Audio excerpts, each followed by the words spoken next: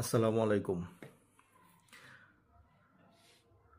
বাংলাদেশ জামাতে ইসলাম বা ছাত্র শিবির সম্বন্ধে দু একটি কথা। আজকে একটি কথা ওনাদের অনেক সারা বাংলাদেশে ছাত্রদল এটার বিরুদ্ধে। ওনাদের এক নেতা, কেন্দ্রীয় নেতা, যে নিজেকে গোপন করে এটা অপহরণ মামলা একটা সাজানোর চেষ্টা করে যে সে অপহরণ হয়ে গেছে। কারণ এটা নতুন না, এটা জামাতের অধিকাংশ এই বর্তমানে এখন অনেক এমপিরাও আছে যারা এই গুম হয়ে গিয়েছিল বলে মানে ছড়াইছে। আসলে ওরা নিজের আত্মগোপনে ছিল, কিন্তু এটা নাটক সাজানো।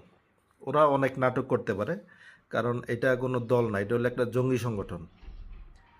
এদের বিরুদ্ধে এদের বট বাহিনী আছে, এরা টাকা দিয়ে ফেসবুকের মানে এদের একটা টিম আছে যারা শুধু ওদের বিরুদ্ধে যারা থাকে ওদের ওদের বিপক্ষে প্রপাগান্ডা ছড়ানোর জন্য আলাদা টিম থাকে। এটা অন্য কোনো দলের আছে নাকি আমি জানি না, আওয়ামী লীগেরও নাই। তো যাই হোক, এই ওইখানে শিবিরের মনে হয় সভাপতি মঞ্জুরুল আলম, উনি বলতেছে নবী রাসূলদের নিয়ে কথা বলতেছে। বলতেছে যে নবীরা এই বিভিন্ন জনের সাথে মানে বুঝাইতে চাইছে আর কি, যে পরকিয়া করছে বা অন্য কারো মানে সাহাবাদের আমলও নাকি এমন হয়েছে। আসলে কত বড় দৃষ্টতা দেখেন, কত বড় স্পর্ধা, যে তুই ঠিক মতো নামাজ পড়ে নাকি এটার ঠিক নাই, ওদেরকে নিয়া কোন জায়গায় নিয়ে সাহাবাদের সাথে নিয়া নবীদের সাথে নিয়া ওদের তুলনা দেয়। কত বড় নাফরমান। হ্যাঁ, জিসান প্রেম করত এক বিধবা নারীর সাথে, এটা সত্য কথা।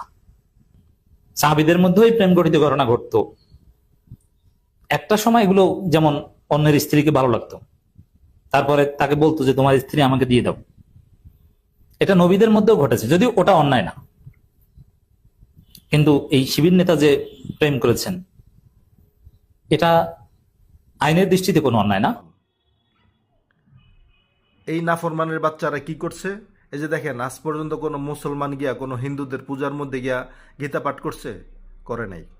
কিন্তু আমরা দেখেছি আওয়ামী লীগ চলে যাওয়ার পরে, ক্ষমতা থেকে সরে যাওয়ার পরে, এই নাফরমানের বাচ্চারা হিন্দুদের মঞ্চে গিয়া, হিন্দুদের পূজার মঞ্চ, দুর্গা পূজাতে গিয়া ওরা গিয়া গীতা পাঠ করে, দুর্গা পূজাতে গিয়ে ওরা নাত পাঠ করে। এটা কতটুকু জায়েজ, এটা কেউ আজকে কথা বলে না। আজকে এদিকে দেখেন মামুনুল হক সাহেব নিজের একটা সংসদের টিকিটের জন্য তিনি নিজের জাতিসত্তাকে নষ্ট করে দিচ্ছে। জাতিসত্তা কেন বলি বা কেন বললাম, জাতিসত্তা একটা আকিদা, একটা বিশ্বাস থাকে। জামাত ইসলাম যেমন একটা আকিদা, আওয়ামী লীগ যারা করে একটা আকিদা, বিএনপি যারা করে একটা আকিদা, এরশাদের দল জাতীয় পার্টির একটা আকিদা, মানে প্রত্যেকের একটা আকিদা থাকে। কৌমি ওলামা কেরাম একটা আকিদা, আলিয়া একটা আকিদা। তো এখন আলিয়ার সেক্টরটা হলো জামাত ইসলামের, আর কৌমির সেক্টরটা হলো যেমন এই হেফাজতে ইসলাম, আল্লামা বাবুনগরী, এই মামুনুল হক সাহেব, ওনারা মানে কৌমি লাইনের। কিন্তু এই কৌমির সাথে আলিয়ার কিন্তু চিরজীবনের একটা দ্বন্দ্ব আছে। মানে কেউ কারো পক্ষে না, সবাই সবার বিপক্ষে। যেমন সাপে নেউলের একটা ব্যাপার আছে, সেম। কিন্তু আল্লাহ মামুনুল হক সাহেব নিজের স্বার্থের জন্য সেই জায়গাটা নষ্ট করে ফেলছে। আজকে ওনার জন্য জামাত ইসলামের বিরুদ্ধে কোনো কৌমি আলেম ওলামা কথা বলে না। কারণ মামুনুল হক সাহেব নিজে কিন্তু ভালো লোক না। নিজে 100% আমার মনে হয় উনি স্বার্থপর মানুষ। উনি যা আমল করে, যা নামাজ কালাম যাই পড়ে, এটা কতটুক মানে আল্লাহর জন্য করে সেটা উনিই জানবে। কিন্তু দেখানোটাই আমার মনে হয় বেশি। কারণ নিজে উনি অনেক বুজুর্গ, অনেক বড় ব্যক্তিত্ব, মানে এই কৌমি আলেমদের এই মূল পথপ্রদর্শক সাজতে চায়। যেই কারণে আজকে উনি দেখেন এই জামাতের সাথে জোট গঠন করলো, কিন্তু জামাত কিন্তু ওনারে বলি দিয়ে দিল। জামাত কিন্তু ওনারে নেয় নাই। যেমন জামাতের আমিরের আমরা যেটা শুনেছি, জামাতের আমিরেও কিন্তু পাশ করে নাই, কিন্তু সেট আপে উনি পাশ করে গেছে, কিন্তু মামুনুল হক সাহেবকে বলি দিয়ে দিছে। তো লাভটা হইল কি? জামাত কিন্তু তার জায়গায় সঠিক।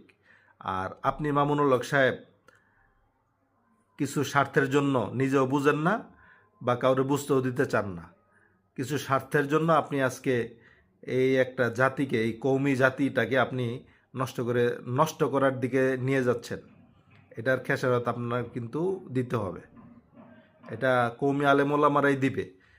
যে সমস্ত কৌমি আলেমরা বিগত নির্বাচনে মওদুদিবাদীদের সাথে নির্বাচনী জোট করেছিলেন, তাদের মধ্যে একজন চিহ্নিত মুখ আছেন কিনা? একজন চিহ্নিত মুখের আল্লামা আছেন। ই আল্লামার কাছে হেফাজত ইসলামের আমিরের পক্ষ থেকে লোক পাঠানো হলো যে আপনার মওদুদিয়তের সাথে নির্বাচনী জোটের কারণে এই কৌমিয়তের উপর এই আঘাত আসতেছে, কাজেই আপনি এর কারণ দর্শান। তিনি এই নোটিশ পেয়ে একবার সরাসরি বাবুনগর চলে গেলেন। হেফাজতের আমিরের সাথে সাক্ষাৎ করে বলে আসলেন, আমার জোট ইমান আকিদার জোট নয়, আমার জোট নির্বাচনী জোট। কাজেই এই জোট করা সত্ত্বেও মওদুদীদের আকিদা আলাদা, আমাদের আকিদা আলাদা, এটা কোনোদিন একাকার হবে না। আমি মনে করি ওইখানে গিয়ে তিনি এই বক্তৃতাটা দিয়েছেন হেফাজতের আমিরকে আইওয়াশ করার জন্য। এই বক্তৃতাটা তিনি সেখানে গিয়ে দিয়েছেন কিসের জন্য? আইওয়াশ করে। আমি কেমনে বললাম, এবার শুনুন তার প্রমাণ। সেখানে গিয়ে এই বক্তৃতা দিলেন যে মওদুদীদের আকিদার সাথে আমাদের আকিদার কোনো মিল নাই, আমাদের আকিদার সাথে মওদুদীর আকিদার কোনো মিল নাই। আমি জোট আকিদার ব্যাপারে করিনি, আমি জোট নির্বাচনের ব্যাপারে করেছি। সেই বক্তৃতা দিয়েছেন সেখানে গিয়ে। বাইরে এসে তিনি যে বক্তৃতা দিয়েছেন সেটা হলো, আজকাল আকিদা নিয়ে বড় বাড়াবাড়ি করা হচ্ছে। দেখেন এখনের বক্তৃতার ভঙ্গিটা দেখুন। আজকাল আকিদা নিয়ে বড় বাড়াবাড়ি হচ্ছে। এই বাড়াবাড়ি ঠিক নয়। আসলে সালাফিদেরও আকিদা সংশোধন করা দরকার, দেওবন্দীদেরও আকিদা সংশোধন করা দরকার, হানাফিদেরও আকিদা সংশোধন করা দরকার। তার এই বক্তব্য আমার কাছে সংরক্ষিত আছে। খুব সেনসিটিভ কথা, সেটা হলো নিজেদের আকীদাকে সংশোধন করতে হবে। কি সংশোধন করতে হবে? আকীদা বললেই তো কিছু মানুষ মনে করে যে সালাফিরা যে আকীদা শিখায়, তাওহীদের আকীদা।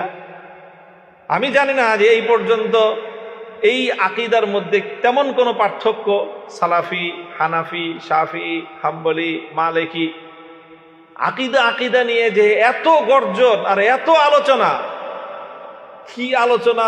শেষ পর্যন্ত আলোচনায় গিয়ে তারা আল্লাহ কি আরশে আছে, আল্লাহ সব জায়গায় আছে, এরকম এমন কিছু সূক্ষ্ম আলোচনার মধ্যে গিয়ে তারা আকীদাকে ঢুকায়। এইরকম আকীদার সংশোধন নয়।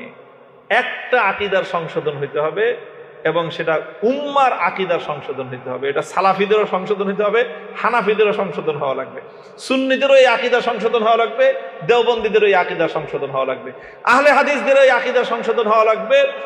গোটা দুনিয়ার সকলের এই আকীদার সংশোধন না হওয়া পর্যন্ত মুসলমানদের মুক্তির পথ তারা খুঁজেই পাবে না। সেই আকীদাটা হলো মুসলমানদেরকে একটা আকীদা ধারণ করতে হবে। সেই আকীদাটার নাম হলো আল আকীদাতুল জিহাদিয়া।